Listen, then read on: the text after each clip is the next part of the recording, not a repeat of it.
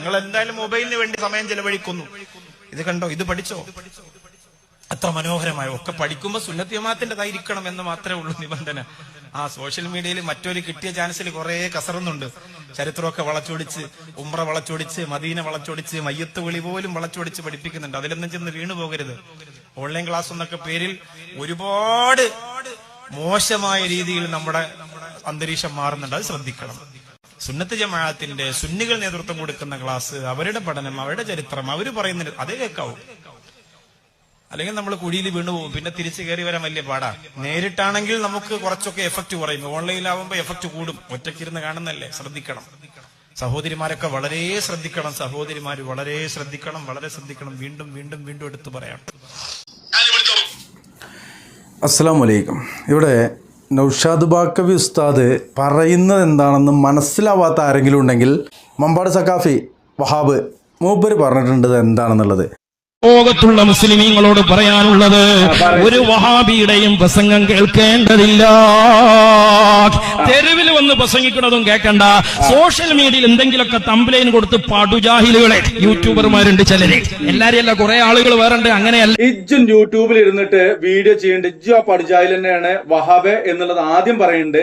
അപ്പോ വഹാബികളുടെ പ്രസംഗം കേൾക്കണ്ട, എന്തുകൊണ്ടാണ് ഞങ്ങളെ കഞ്ഞികുടി മുട്ടുള്ളൂ, ഇതല്ലേ വഹാബ് സഖാഫിയെ അല്ലേ? മമ്പാട് പറഞ്ഞതും ഇയാള് പറഞ്ഞതും ഒന്ന് തന്നെയാണ്.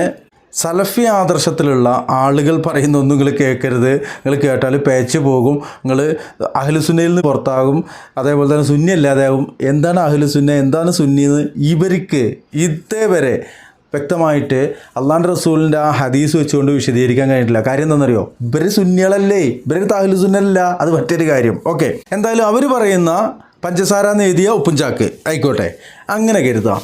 ഇതിന് വ്യക്തമായിക്കൊണ്ട് വഹാബ് പറഞ്ഞ ആ ഭാഗം കിട്ടുകയാണെങ്കിൽ ചേർക്കാമെന്ന് പറഞ്ഞിരുന്നു. വഹാബ് പറഞ്ഞ ഭാഗം കിട്ടുകയാണെങ്കിൽ ചേർക്കാമെന്ന് പറഞ്ഞിരുന്നു. ഇനി അപ്പോൾ വഹാബ് പറഞ്ഞതും ഇയാൾ പറഞ്ഞതും ഒന്ന് തന്നെയാണ് എന്നുള്ളതാണ് ഒന്നാമത്തെ കാര്യം.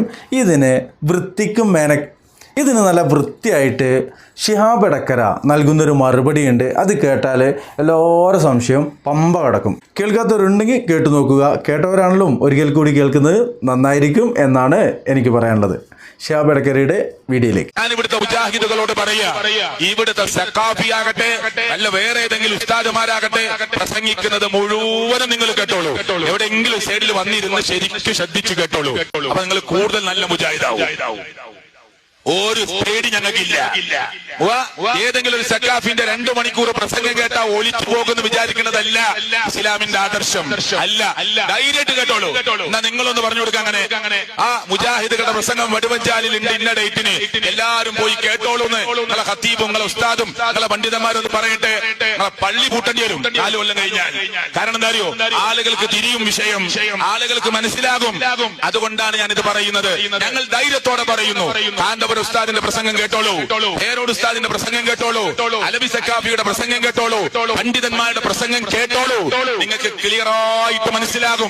ആയത്തിനെ ദുർവ്യാഖ്യാനം ചെയ്യുന്നത്, ലോകത്ത് മരിച്ചുപോയ വലിയ വലിയ മഹത്തുക്കളുടെ അർവാഹുകൾ ലോകം നിയന്ത്രിക്കുന്നവരിലുണ്ട് എന്ന് പറയാൻ ലോകത്താദ്യമായി അള്ളാഹുവിന്റെ ഖുർആനിന്റെ ആയത്തോട് ദുർവ്യാഖ്യാനം ചെയ്ത പണ്ഡിതനായി അറിയപ്പെടുന്ന ബഹുമാന്യനായ കാന്തപുരം, ഞാൻ വ്യക്തിഹത്യ നടത്തുന്നില്ല, എന്ന ആയത്തോടിയിട്ട് ലോകത്താദ്യമായി ആ ആയത്തിന് ഒറ്റ തഫ്സീറിലും ലോകം നിയന്ത്രിക്കുന്ന മഹത്തുക്കൾ ഉണ്ടെന്ന് പറഞ്ഞിട്ടില്ല.